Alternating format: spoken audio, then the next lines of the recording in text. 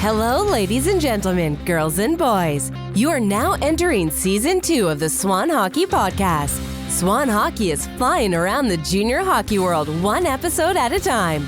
You'll experience things dreams are made of, as well as things of terrible nightmares. Strap in, hold on, and enjoy the ride.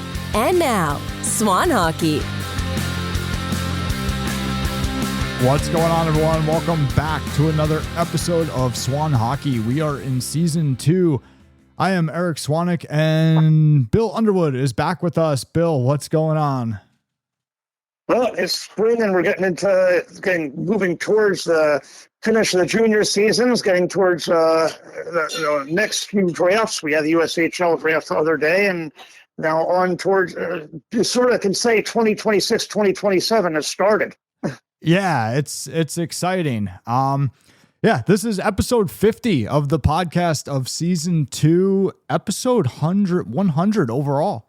So happy you're here, Bill. And a lot going on right now. I feel like every time we don't speak for a couple weeks on the podcast, it's like every time we come back together, it's like there's a whole new world to talk about. It's really crazy between the NCAA, the potential new rule with the NCAA, and then we just had the USHL Draft this week. Let's talk about the USHL Draft first, and then if we have time, we'll get into the NCAA. But another USHL Draft has come and gone, and one of the big shock to me, I knew the numbers would be low, but I didn't think it was going to be that low, was some of these outlets are reporting that virtually nobody from the Combines, from the USHL Combines, was selected in the draft. I think it said 5 guys from the Phase 1 Combine in Green Bay between this year and last year. This year's Combine and last year's Combine, 5 guys total drafted in Phase 1, and then 0 guys from Phase 2 of this year's Combine drafted in Phase 2 to USHL Draft this year. Like I said, I knew the numbers were low. I did not think they were that low. That's no great shock because, I've had people at USHL tell me that basically what happens at Combines are, if you're already on somebody's list, if they're already interested in you from the season, you might move up a round or two. You're not going to fall because of a bad Combine, nor are you going to get on the list because you were at the Combine. It's typically a player that gets drafted out that's at that Combine was already in the crosshairs and probably didn't have to be at the Combine because they're already in somebody's crosshairs. Combines in general, people have to realize a couple things about them. Number one, if it's an invite-only Combine, that's one thing, because that means you're on the radar screen for sure. Then teams are sitting there. It's largely a lot of the times a recruiting process. Well, and you got to be careful with that though, because the USHL sends out Combine invites, and I think what you're talking about, you're referring to Major Junior. I'm referring to like with Major Junior, where you're the only guys that got invites were guys listed by Central Scouting, and it's free. It's free. Absolutely. It's free. There is no way to sign up otherwise. You're invited. And really in the OHL, it's basically physical testing. It's like the NHL Combine. You're going there to have your conditioning checked, et cetera, et cetera. We've had Combines. That's what we've typically done. And it's more of a recruiting thing, a meet and greet, and a conditioning thing. See what condition you're in. Are you to make decisions based upon the Combines? No, unless you maybe come out with a Combine test where you're grotesquely obese and completely out of shape. Then that, of course, could influence us. Yeah, most definitely. Yeah. But you could be a decathlete, but if you're not a very good hockey player, it's not going to change your draft position. You could be a guy that is not the best conditioned guy, but you know something, if you scored 70 goals, we're going to make some allowances for you. Yeah, of course. As long as you're not totally out of shape and a bad act. So in the end, that's how a Combine works there. But an on-ice Combine, you got to understand another thing about when you have these things put together. You're bringing a bunch of hockey players together. They've never practiced together before. There are no systems. There's probably no defense being played. It's more like summer hockey. There may be some physical play because guys will work hard. Of course, they want to impress. But at the same time, am I going to make judgments off something like that? No. Well, and on top of everything... On top of everything you just said, it's not even guys all from the same skill group, right? Even if it was guys from the same skill group, just being with random players, summer hockey to begin with, that would be challenging enough, or inconsistent enough. But now throw in like, hey, it's pretty much whoever we can get to comes, doesn't matter the skill level. I mean, it's just a complete disaster. The bottom line is you can't make a decision based upon 3 days of really just pick up hockey, in essence, is what it is. You can't make a judgment on that. All you might get an idea of is, well, what it might be useful for is like in summer hockey, you might watch summer hockey and say, this guy is pretty skilled. I've not seen him before. I might want to watch him in the fall. You might say that. But at the same time, am I going to say, I'm going to draft this kid because he had a good weekend at some tournament? No, I'm going to want to know how he did during the season when there are real systems, there's real competition. I'm going to want to see something in an organized form of hockey. The one exception you might make is like a World Junior Tournament or a World 18s. Of course, that's different. That's super hockey. It's huge. It's high-level competition. But you know something, even there, if you're a real fool if you dismiss a player because he had a bad World Junior Tournament, or you draft a guy just because he had a good World Junior Tournament. Right. I've seen both of them blow up. Yeah, and I think, I forget, I got to see if I have it recorded, because I might have it recorded, because I remember when I was watching World Juniors, it was either World Juniors or the CHL NTDP Prospects Challenge, where one of the commentators on TV brought up that point, saying even at that level with those top end junior players, like, hey, these events are great, but there's nothing more important than the in season, right? And that's a big thing that everybody needs to understand, is that these teams are scouting all year long. So there's really not much there's not, like, even if you impress in 3 days at a combine or something, right? And people are like, oh, wow, yeah, impressive, right? Is it enough to make that team, that whole staff, doubt everything they just did and saw about another kid for the last 6 to 8 months? No, that's such a tall order to play at a level in 3 days. That's going to put that much doubt. That's going to make those coaches and scouts and directors of scouting doubt everything they just did for the last 6 to 8 months. And the other thing too is you can't fool anybody at a combine. Again, the in season is the most important thing. By the time the season's over, your bet is made. You can go to a combine. Maybe you have an unbelievable weekend. Maybe you score 10 goals in 3 days on the weekend. Now they say, all right, impressive. Let's look them up. They look them up. They see you had 7 goals all last year. They know, okay, this is a fluke, right? Nobody's tricked into thinking, hey, this guy's a goal scorer. And same thing the other way around. Somebody has a bad 3 days, and then they look and they saw he put up 80 points the previous year. Nobody now thinks that, okay, that guy's a bad player. And that's why sometimes players and parents will see different guys at tryouts and be like, oh, how did he make the team? He didn't have a good tryout at all. Well, because everybody already knows he's an unbelievable player from the previous season. Like, the tryout didn't matter. It also depends if you end up playing with at the tryout, what team, what player, and that's a mix and match thing. You never know how it's going to work out. And I can give you documented stories about flash scouting, how it can go wrong. I was in a debate once, when I was back in the NHL, with a guy who actually was a very good veteran scout, and he said, and we're in debate, and there's a debate with another scout, and we're saying that he said that one kid didn't play well in the World Tournament, and the other guy comes in and he says, yeah, and you said that about Kevin Hatcher too. Now, Kevin Hatcher became a hell of a hockey player in the NHL, but he did not have a good World Tournament. I think back about Vladislav Tretiak, the great Soviet goalie. They saw him in a summer tournament right before he got married. He was absolutely demolished in the tournament. And the scouting report for Team Canada in 1972 was, Soviets have no goaltending. Well, that was sort of an incorrect report, wasn't it? Yeah. You can see these guys. You can go and see a guy in a short tournament or a short segment of games, particularly if it's not a typical regular season situation. And just seeing a player once is never good enough, incidentally. You can get a really mistaken opinion. I've seen a lot of players that have ended up, being great hockey players that have not done well at tournaments or this type of stuff, but guys who have done very well have become nothing. It's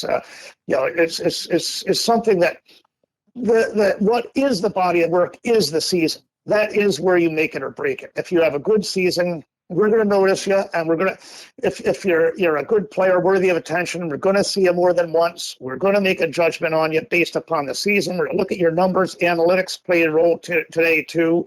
We have access to video, so we can go and look back and see what a guy did. We have very sophisticated video techniques now, and it's going to be based upon that body of work.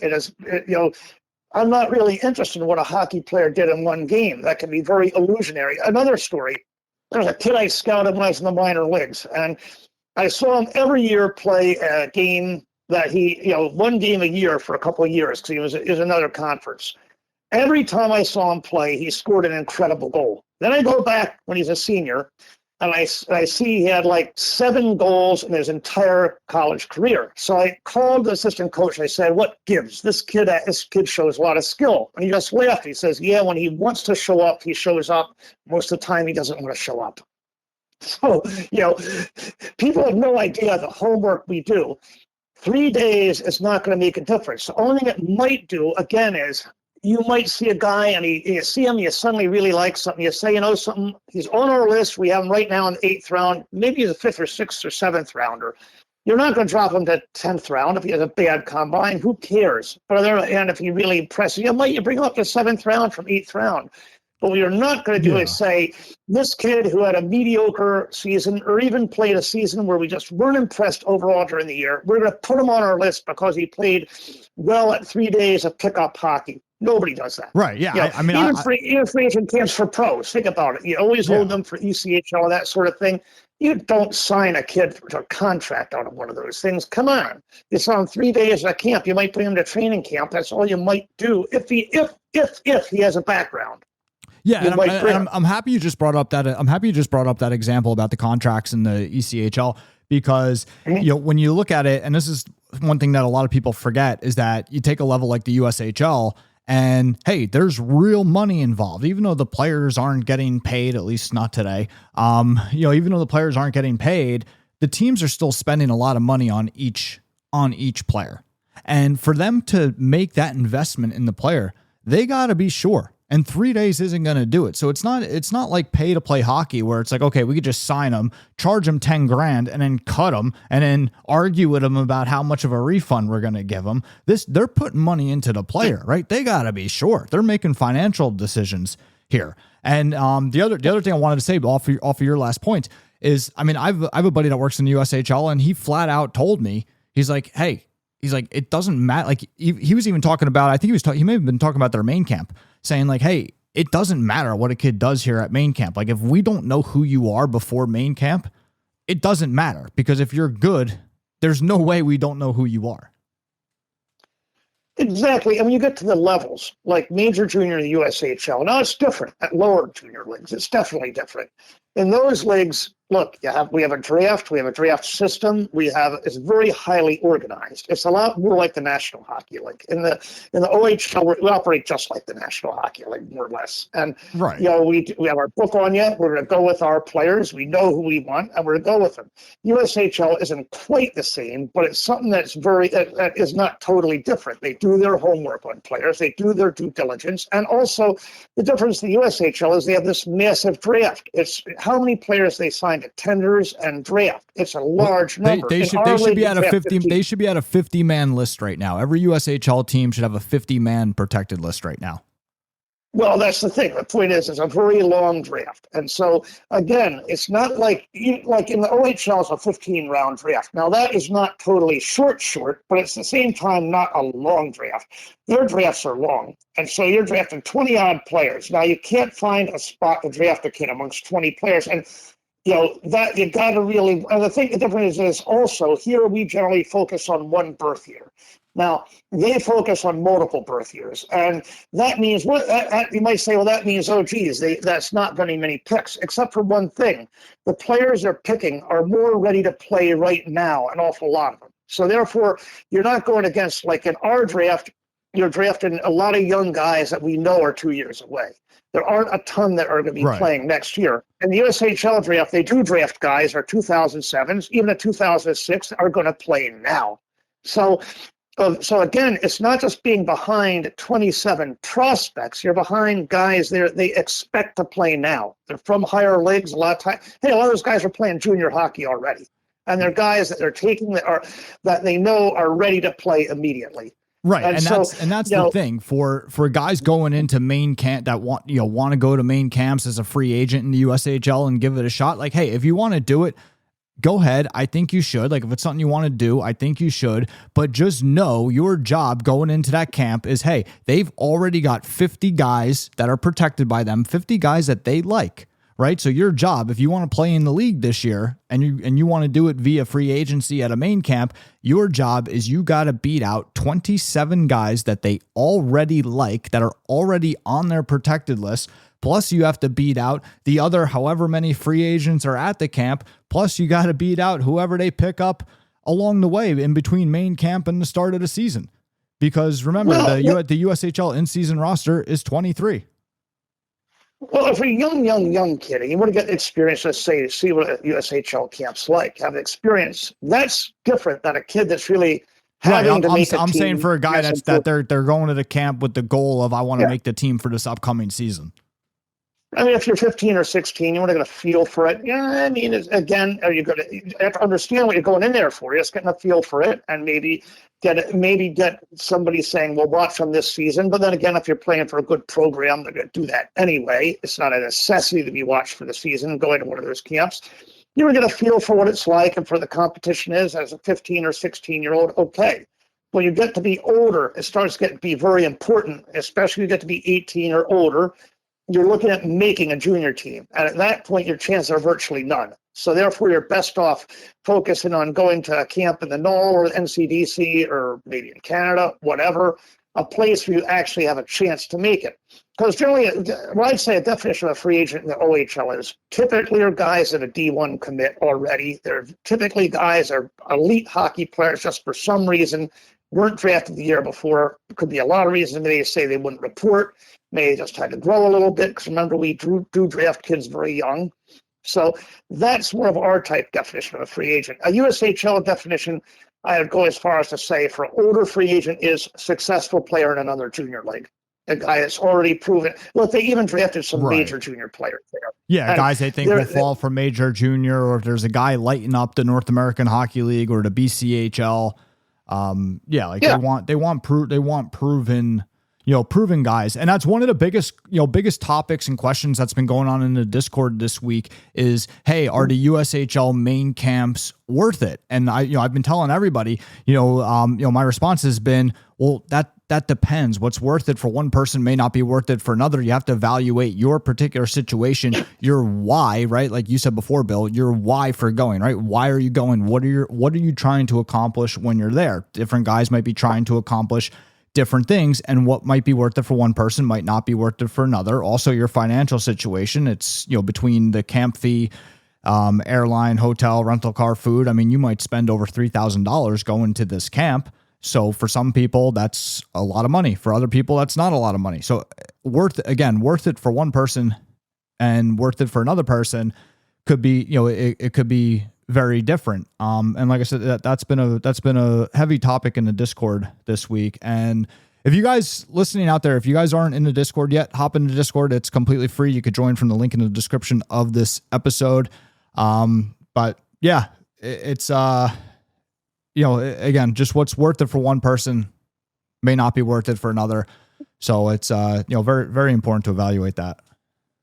I've had guys go in there young, and especially like, say you have family in the area. I had one guy with family right in town with the USHL team. So why not? It's not going to cost him anything for housing. He's got a nice visit with his family, and he gets to go to USHL camp, get experiences. We weren't expecting to make the team. He understood that going in. The idea is to get the experience and to have that going for you. But it's something that's very individual, but it depends, again, like you say, I think it's expectations. If you expect to make the team, you're mistaken. If you're expecting to have the experience of getting a feel for what it's like being in a junior camp, now granted, you can get that in the lower level league too. But you want to get a feel for the USHL, certainly you can do that, go to a main camp. And you certainly could also... Oh, sorry, go ahead, Bill. You can also, like I say, who knows, a young guy, a 15-year-old... Again, though, I always question that about how much you really need it for exposure. If you're playing for a good team, and you're typically most of the guys that get drafted in that draft or any other draft are on good programs, you're going to be seen. I mean, if you're playing in like the Pack, for example, or the High Performance League, everybody and their cousin is going to see you. So in the end, you really need to have that summer thing going in as a 15 or 16-year-old. No, you're going to be watched there anyhow, playing for an elite midget team. You're going to be scouted, and that's when the decisions are going to be made anyway. Right. In most cases, the bang is not worth the buck to go there and, get on their radar for the future. You could, like you're saying, Bill, that's going to happen from the in season. And even if you wanted to go there and make the connection, again, is it worth the bang for the buck? I would say in most cases, no. And a lot of that, to some extent, you could just accomplish that with an email and some video and some, an introduction that way. And if they like what they see, it could wind up accomplishing pretty much the same thing. So be proactive, reach out to these teams, reach out to them, let them know who you are, where you are, what you're doing, be proactive. And in terms of going there for the experience, I think the experience of going to a junior camp, learning a little bit about the USHL. Yep. That's there. That could be valuable. Again, worth it. Depends. But the one thing that I want to make very clear is you will not necessarily get the experience of what the level of the USHL is like, because when you're sitting there and if they have 8 teams, those 8 teams are not USHL level. So you're not going to go to that camp and be like, oh, this is what the level of play is like. No, because you're going to have a handful of guys, few guys on each team that'll play in the USHL next year. Majority of the guys that you play against will not play in the USHL next year. So you're really not, if you're going there like, oh, I want to learn what that level of play is like, you're not going to accomplish that. You'll see a couple, you'll see some players, and you might get burned on a one-on-one by somebody that's going to play in the USHL next year. You might be like, okay, that's what the USHL looks like. A USHL forward coming down on me one-on-one. That's what that looks like. Right. Or maybe you get rocked in the corner and it's like, okay, that's what that's what a USHL hit looks like. But overall level of play, no. What you get is view of what you're going up against, the competition to make that league. It's not as much what the league is. They won't get an idea of the level of the league. They'll get an idea of who the opposition is, who else is going out for this, who else do we have to deal with. It's sort of like I always said about first NHL camp for rookies, is you find out, one of the toughest things you find out is how bad you really are. All right, say you're a first round draft choice. You go in there and you find out I'm not that amazing. And like the Nordique camp, you have guys like Peter Stosny there. Okay, you think you're good. That's good right over there. Look at Dale Hunter. Look at Michel Goulet. Look at those guys. That is good. Are you as good as that? All right. And typically the answer is no. Even if you're a really good young kid, you still have some work to do. And what is even more tough is we get out there, you see a guy, and of course, they're not wearing numbers or anything. They're not wearing names. They're wearing numbers. Don't have names in the sweaters and practice sweaters. And you say, man, who's that guy? He's good. Oh, he's been playing for an American League team for the past 5 years, a career minor pro. You find out, okay, I am this good, and that guy is really good, and he cannot crack the league. You get a whole new education as to what playing in the NHL means, that it's not that simple. Well, same thing here. Watch that kid. You find out, who is he? He's a guy we didn't even draft. He's a guy that's not going to make the team. We're sending him home tomorrow. Oh. You find out that you get a little bit of a day of reckoning and awakening. And it's like when I send guys to skate slams with junior teams during the season. The first day they find it hard. They say it's really hard, and it is, because in education they've not skated with guys like this before. The size, the speed, the hockey sense, they haven't ever done that before, and they find out, okay, this is not going to be so simple. But of course, they only send guys to junior camps that can be competitive, because by the second or third day, they understand 2 things. I can do this, but they also understand I'm not ready yet to do it. I've got to learn a few things, and now this is what I've got to work on if I'm going to get there. So you can get a learning experience a little bit. But again, that learning experience, you've got to evaluate how much is it worth it. And does it have to be the USHL? Because you know something, you're getting an education at any junior camp. You go to null camp, it's not going to be simple. You go to, people like to crack on the NCDC, but you know something, you go to NCDC camp, you're going to find out it's not that easy. You're going to find out how different, a Canadian junior situation too. You're going to find, all those are junior leagues. They're hard leagues. They're not the USHL, but they're hard leagues. And you necessarily have to go 2,000 miles to get the experience, to get the idea, okay, this junior hockey thing isn't simple. You can get a lot of the same thing by not traveling 2,000 miles. You can travel 20, you can travel 200 miles, and get a useful junior experience of finding out this is what I've got to work on. This is what junior hockey is about. People don't realize how difficult it is when you go out there against 20-year-olds. And the older kids, of course, if you're looking to make a team, it's another dynamic. You're there to make a team. It got to be realistic. Do I have a chance? And the fact is, remember, you can only spend so much money, so many weeks, so many camps to go to. You got to make it worthwhile. And one thing I advise people, and no, this is not a plug, it's just a simple, practical matter of advice. You ought to get advisors, because today this whole market is so confusing, so difficult. It's changing all the time. And you've really got to do some shopping. See which team may know you. It's nice to go into camp where they know who you are. It's nice to go to camp where they actually like you a little bit. Say, hey, he has a chance. Somebody you can actually cut through all that. Some situation where you're going there for something other than some mass email invite you got to sign up. Have an idea. They watched you. They know you. And look at the odds of making the team, knowing what they're looking for, what they might need. And you can you have to have a little bit of evaluation of all of that, and you don't even know opportunities that are happening. There are things that are subtly happening in this hockey world people don't know about. I just found out about a NOL coach the other day that changed teams, and so he might have been talking to you about his team 2 months ago. Now he's somewhere else. Yeah, and a couple things I want to point out. So in terms of advisors, you got to get the right advisor, because trust me, the advisor world is just as insane as the rest of this, right? So it's just like anything else in life. The right help, good. The wrong help, bad. The important thing is that you're with the right advisor. Now, in terms of with getting that education, that experience, and going to, I know a lot of people are probably pretty lost, and in terms of it seems like it's doomsday. Okay, I wasn't drafted in the USHL. What do I do? I have an uphill battle, yada. No, you're just at a different stage in your process right now, right? Most players out there, and for any players listening, think about this. You probably have a coach, an organization somewhere that feels the same way about you as these USHL teams do about the player they just drafted in the first round this past week, right? You have a coach that's excited to talk to you, is hoping you pick him, wants you to be a part of his organization and an important part of his organization. And most of you out there, you're discrediting that guy because it's not at the level that you want, right? You want to jump right to the top. You want it to be the USHL. And it's just not right now. And that's okay. You're just at a different point in the process. But most of you guys have an organization out there that's just as high on you. It's just at a different level. And you need to pay attention to that. And you go through your process. You go dominate. You go play top minutes. You go dominate. You go develop.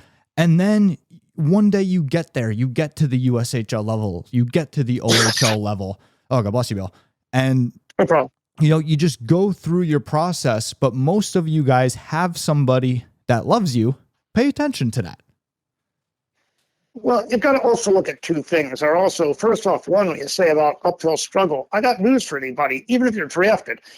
First thing I always tell a player when he's drafted is now the real work starts, because now you have to make the team and to justify being there. Because they have 50 right now. Well, exactly, or in any league. And I don't care what league you're in. Everybody goes into camp with one common name, and that's rookie. And it doesn't matter who you are, whatever. You can fail very easily. You can succeed very easily. And of course, remember, in U.S. Junior in particular, it is not an unbelievable stable roster. So it doesn't mean just because you're there now, you're going to stay there. So does the work ever end? No, it doesn't. It really doesn't. And as far as advisors go, the one thing you do is match yourself up to the right advisor. You'd like to find somebody who has some experience, find somebody who has good reputation, somebody who has a good personality fit, and hopefully somebody that's going to be able to see you, pay some attention to you. And then, of course, an important thing is also understanding your level as a hockey player. It's nice to say my agent represents, Connor McDavid. But do you think unless you are nearly as good as Connor McDavid, or at least a very strong pro prospect in everybody's eye, not just your own, you aren't going to get much time for that advisor. I remember back when I was with a minor league team one year, and I went to call. I had just jumped minor league teams, and I had a guy that played for me the year before that I wanted to have come with me now. So I was told to talk to his agent. And he said it's Cam Neely's agent, right? Famous Hall of Famer. I called his agent. I mentioned the kid's name. And he said, who? So now that's really great. He's your agent. He's asking who when I mentioned the kid's name. Yeah. That shows how important he was in his universe. He doesn't matter. He's not getting any work done for him. So if you're thinking, I'll go, this guy or this agency represent me, they represent all these guys that make $10 million. It's nice to have to be able to throw that thing around at the country club, but it's not going to do you any good because they're not going to spend any time on you, unless you're that pro prospect. And are you a pro prospect? Well, there are harbingers of pro prospect. Are you drafted by the OHL? Are you drafted by the USHL? Has the NDT been after you? Are there Division I teams after you? Are you and I don't mean getting little notes, come to our summer camp. I mean a coach calling you on the phone, or somebody coming up and showing a real interest, having some sort of real interest. Then you might be a pro prospect.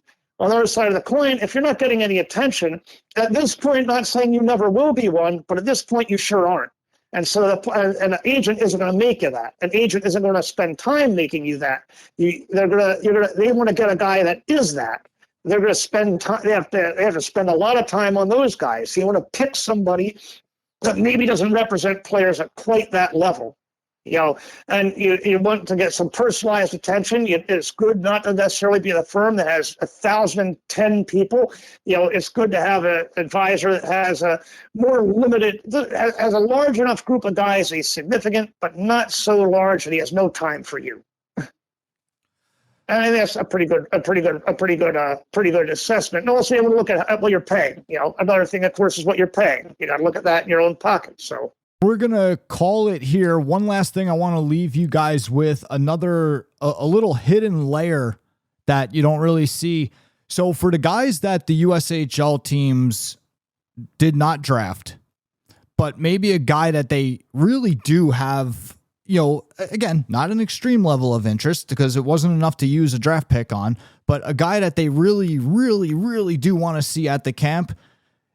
Teams will let the player come to camp for free and they will put him in a billet so the kid doesn't need a hotel. So there is that little hidden layer there. For anybody that is talking to a USHL team and the team is telling them how much, we didn't draft you, but we really, really, really want you here, push them to do that. Push them to give you the camp for free and to put you in a billet. So all you need is a plane ticket. Well, there's a bigger issue. Who's calling it? Is it the general manager? Is it the coach? Because an underling shouldn't be making that call. If they really, really, really want you, I look at it this way: that's something the general manager should be involved in. Well, and regardless, push them for the free camp fee and push them for the billet. Well, keep in mind the general manager is the only guy that can make decisions like that. And the point being is that if it's the underling calling you about it, they don't want you very much. If the general manager or head coach is interested and they're making a personal call to you, not some free-form text, but a personal phone call, and maybe making more than one personal phone call, they're interested. But if you're just getting some text, anybody can write a text up. I say regardless, push them for the free billet and the free camp. To me, actions speak louder than words. Obviously, the GM is probably the guy you want to be talking to, or the head coach. But regardless of who it is, if they're telling you how much they're interested, well, hey, say it with action. Give me the free camp. Give me the free billet. I can tell you as a scout that if they're really interested, it will be the general manager, or in some cases, the head coach general manager. I agree, but either way, free billet, free camp. Yeah, well, again, a scout won't even have the authority to offer that to you. It's a matter that you want to hear from. If in the USHL, as I've always said that if one of my guys, I agree, Bill. But at the end of the day, free billet, free camp. Well, that's certainly good, yeah. But at the same time, I think even more important is who it's coming from. Because even a scout has that authority to bring a few guys in for free. Me, it's just to get numbers. You want to hear from somebody in real authority and understand what they're thinking. Because remember, as a scout, I don't make the final decisions. I can't make final decisions. Right. And so in the end, I can tell you, I like it. I can even, and who knows, like I say. But then, to the scout, hey, run to your boss, free billet, free camp. Well, even say he's told, I've had that happen. We need a guy at camp. Like you need that last body or two. It might be a case they say, just get a guy in here. You might have something like that happen if you're short-bodied or something, or a kid cancer. Yeah, or you something. could, Maybe but that's better than paying for. speak. That's better than paying for the camp and paying for the billet, right? Like Bill, yes, 100%. Yeah. You still want to talk to the head coach or the GM, right? Absolutely. My point in all this is just free billet, free camp. That layer exists. If you're a player that a team is saying, hey, you're right on the bubble, great. Give me the free billet and the free camp, and let me talk to the head coach and GM. Well, you'd want to hear from them. And if they're not making the call, you've got to wonder. And I'm just saying, because you still have to pay costs to go out there. They're not going to pay your travel fees, and you're still going to spend the time. Time is priceless. Yeah. And you could be passing on something more. I agree with you. The head coach and the GM is who you should be talking to, right? But regardless, free billet, free camp, and then on top of it, if you're not already talking to the head coach GM, I want to talk to the head coach GM. The only problem you may run into with that is, remember, I've dealt with this before. How do you have another problem? Syndrome. Well, there is the other problem. Very simple. I've run into in terms of being in administration and management, the cheap owner that won't pay for a darn thing, no matter how much you beg, scream, and plead with them. And so, if you have one of those, free billet, free camp. Do you want to kiss away an opportunity potentially just because of the cheap owner there? Yeah, and so that's why it's very important to talk to that decision maker. But again, we're talking about a team that already was not willing to draft you, right? You're already right. Their actions are saying one thing, their words are saying something else. So now you're giving them another opportunity to say it with action. If they won't say it with action for a second time, I mean, again, I can't say that it's a great opportunity that you're passing up. What are the circumstances? I mean, there's always opportunity, right? But it's just, okay, where is, how high of a level of an opportunity is it? Why did we pass on you? That's a question sometimes it has to be asked. Don't care. All I know is they passed. Well, no, there might be a real good reason. Because if you had an injury last year, I'm not sure what your medical is. I'm not sure you can play. So, and nobody in the league was sure. Okay, so they're not sure. That's my point. They're not sure that they want you. Right. To me, actions speak louder than words. It's like, I don't care what the excuse is. If you didn't do it, you didn't do it. I don't need the story of why you didn't do it. Some guys may lose a career for that if it's a good reason. Maybe it's faulty information. Maybe somebody told them on the line you wouldn't sign. And something like that was a complete falsehood, and somehow it got through. So, or there's a medical situation. There may be another scenario, like a medical situation that you are aware of, and you consider the player a large degree of risk that he can play again, or how he's going to play again. We don't want to spend an asset. We don't want to really spend a lot of money on it because we're really not sure. They're unsure. Right. That's the point, right? The point is to not go running after opportunities that aren't really there, right? That aren't good opportunities.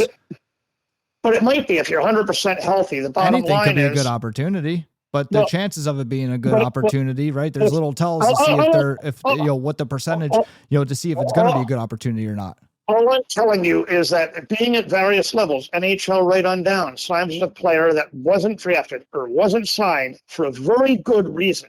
And should he come, if a general manager is asking him, even if there's a little financial issue, he probably should, because we're taking the time to call you. We're not doing that with 1,000 kids. We're taking the time to call you. And the bottom line is, there's a lot of question mark about, now, if you're that guy that, of course, we didn't draft because we didn't think he'd come or wouldn't sign. Well, that's a little bit different because that player we probably will just say, come here and we're going to sign you to contract, because a player we probably passed on that we shouldn't have. That really we passed on for all the wrong reasons. A medical situation is another matter. That there's a very it's good not reason. Another matter. They're still unsure. They might have a good reason for being unsure, but they're unsure. They were unsure before the phone call. They're going to be unsure after the phone call. No, we won't be. If we bring it to camp, 100% healthy. No, if the doctors say you're okay, and if you come to camp and do well, we'll be certain. But at the same time, it's like a matter of, if we're making the effort to contact you, we're not doing that just to anybody. And that's why you want to hear from the general manager and hear from the coach. You want to hear from some credible people in authority. because then you know it's not calling 5, 10, 20 people. It means they're calling you. And now, no, I think they could definitely be calling 5, 10, 20 people. 5, 10, 20 phone calls, that's nothing. They may be, but again, you can establish a little bit more if they are or not. You can find out a lot more on the story. And do you make a ton of calls? Say it with a check. Free camp, free billet. You need my $500 for camp. If you'd rather have the $500 than the player, that says it all right there. If they're given a choice, you could have $500 or you could have the player. If they'd rather have the $500 on a budget that's a very large budget, I mean, I don't know what to tell anybody at that point. I'm just saying, fine. The point being is, yes, you might get that, but I'm also saying you may not, and you could potentially miss out on opportunity because there could be a reason. Yeah, could potentially. You could say that about anything, though, right? Anytime you're on the ice in front of a team, it's an opportunity, right? It's up to you to determine what level of opportunity that is. I'm just saying, having been in a lot of levels of hockey, we brought a kid named Jacques Mayotte once into the Quebec camp. Why? No, I know, but do you see what I'm saying? Like anytime you're on the ice, yeah, obviously it's an opportunity, right? But if they're giving you free billet, free camp, that is more serious of a level of interest than if they're not giving you free billet, free camp. That's my point. That's all I'm saying, Bill. That's all I'm saying is there's another layer in there, free billet, free camp, and people should utilize it. That's all I'm saying is that it's different. If you can get it, but I'm saying some kids can't, and I'm saying at the same time, there are circumstances where some kids may not get it. You're not in a position to really negotiate much. Most kids won't get it. Most won't. That's why they have the camps, because they're making money. Most don't get it. I'd say almost nobody's going to get that offer because even their draft choice. That's my point. That's my point. If they really, really want it, there's that other very small area in there that nobody even talks about because so few kids get it, but it's there, it's real, it happens, and call the teams on it. If they're telling you that you're right there, it's between you and one other kid, we were going to pick you, it was between you and one other kid. Great. Give me that slim little offer that's in there that virtually nobody gets. Give me that. The point is, it depends on again, if you're the number 25th draft choice, that doesn't matter. The question is if you were to be a first round draft choice that they passed on for some reason, or a top 10 draft choice, top 10 round draft choice, that's one thing. If you're going to be a last 25th round draft choice, your answer's already there. It doesn't, and if you get, and generally a general manager is not going to chase a 25th round pick. The other side of the coin, if you're dealing with a general manager calling, is a pretty good statement that, hey, you were more than just that. And will you get a waiver? You may or may not. You probably won't. And again, I'd evaluate the process. It depends upon the player. How good I think that player is. And I think he's a 25th rounder. That's the point. If they really think you're not good, they're going to give you the free camp, free billet. That's the whole point in this. It's a way to find out how good they really think you are. The bigger point is, if they're going to do that, they'll probably assign you a contract. It's something that you probably won't even get to that point. So I'm just saying that could it happen? Yes, but I'm just saying I don't think it's something that's the common thing that's going to happen. No, but that's exactly why I'm saying to do it, because it's uncommon. That's a way to find out more of a tell as to where they see you, what they think you are, because it's uncommon, right? But my point is it's there, it's real, it exists, it is uncommon. So go get it. Except for one thing, you better have an advisor do it. Because if you do it, know what I'm going to do? I'm going to roll my eyes and say, this father's a problem. I don't want this kid. I don't care how good he is. I don't want him. I don't think so. Oh, yeah, you will, because we're red flag parents. The minute you get parents involved and start making demands, I know so, because I've been on staffs my whole life, and it's amazing how easy a parent can get you blacklisted. It's very easy. There are even times you pipe up too much in the stands. I've had college coaches cross guys off. If you respectfully say, hey, would you guys be willing to waive the fee and put me in a billet? Money's tight. I don't think anybody's going to be like, oh, what an asshole. Like, no, there's a way to do it. There's a way to do it, and it doesn't have to be a bigger deal than it is. Look, it's better coming from an agent because we expect that from agents. We expect that from advisors. Could be impossible coming from the kid. I'm just saying, for the kid or the parent, the kid you might just think is stupid asking it, and I don't they think probably so. just say no. If a kid respectfully talks to the coach or the GM. I'm just telling you. I'm just telling you the conversations are. I'm just telling you the conversations that go on in scouting rooms. Stuff like that does come up. It can haunt you. The kid was a little bit persnippety about coming to camp. Are we sure he's interested? Are we sure he wants it? Are we sure he's not going to be a problem? No, but the answer is no. You guys are pursuing the kid. He's not interested. You called him and asked him to come. And if he has a bad answer, we're going to say, "Whoops, we made a mistake." Then great, take your mistake and go home. Like they're the ones asking for it, not the kid. That's the point. And that offer, the point is, the offer can be withdrawn very fast, because that's the thing that is another issue altogether. The character. It's sometimes how a player will answer questions, how a family will deal. But if the only thing they cared about was the $500, then yes, please do everybody a favor and withdraw the offer. I wish they would withdraw 95% of the offers that are out there right now to come to main camp. I wish they would withdraw most of them. Everything would be much better. All I'm saying is, if an agent approaches me about that, that's completely different. I expect that. I absolutely expect that from the agent. I would be shocked if some guys didn't do it. It's something that's a little bit of a surprise when a guy doesn't sign sticker with some clients, a higher profile client. I'd be a little bit surprised. All right, so does this mean you're for the free camp, free billet? Now it's just about having the agent do it? No, I'm just saying the right way. I'm saying the right and wrong way for a player to do it. Now, all I can tell you is, when players and parents make demands, they get a bad name. When an agent makes a demand, we expect it. Agents have a bad enough name. You could say it a lot of ways. Some of them do it to begin with, and sometimes just because they're very good agents, they have a bad name. I don't want to deal with that guy, particularly because he drives a hard bargain. Best compliment in the world you're going to have for an agent. I'm still going to deal with him. Yeah, I was going to say, like agents and teams may not get along. That's fine. And that's the point. You let your advisor / agent be the guy that does it, because we expect it. And as an advisor, I expect sometimes. So I've been on the other side. I expect sometimes I have to make a demand to a team they may not particularly like, but I'm going to have to make that demand in the interest of my client. But if my client makes it, I know what the attitude's going to be, because I've been there before. And one of the worst things you can have is the brand of problem parent, or attitude, or questionable attitude. That can get you cut as quickly as there's a right way to do it. I'm just telling you. There are right and wrong ways, but just doing it, period, is a gamble. I'm just advising people to be careful about doing it, because you don't want to put the wrong impression in with a team, and it's very easy to do that. Right. Do it the right way, but you can do it by yourself. You don't need to go out and spend thousands on an advisor now to try to save $500 at a camp fee and a billet or whatever. Just there's, if you have an advisor and you have the right advisor, could it be worth it to just let him do it? Yep, absolutely. Right. But also if you do it as the player, there's a right way to do it. There's a wrong way to do it. Do it the right way. All right, let's end it here. But I'm just saying, do it the right way, but be aware you're getting into shaky territory. You're getting into some territory that is very shaky. You better be very careful about doing it. It's a lot like a player complaining about ice time. Be very careful about how you approach a coach if you're not getting a lot of ice time. Do it the right way. And be aware that the minute you enter that room, you're running a certain gamble, and he might just throw a bunch of garbage at you and say, "Get the hell out of here."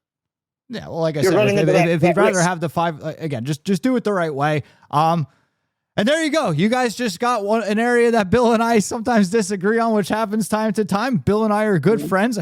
People are like, "Man, you guys get into some arguments." It's like, but no, it's all in good fun. We made it to the sign off that time before we found something we disagreed on. But hey, it's more, you can't always agree on everything. There's everything's about perspective, right? We're all standing in different corners of the same room. Let us know what you guys think. Let us know in the Discord. You can get there from the link in the description of this episode. Bill, absolute pleasure as always. Sure. And until next time, I will see you guys soon.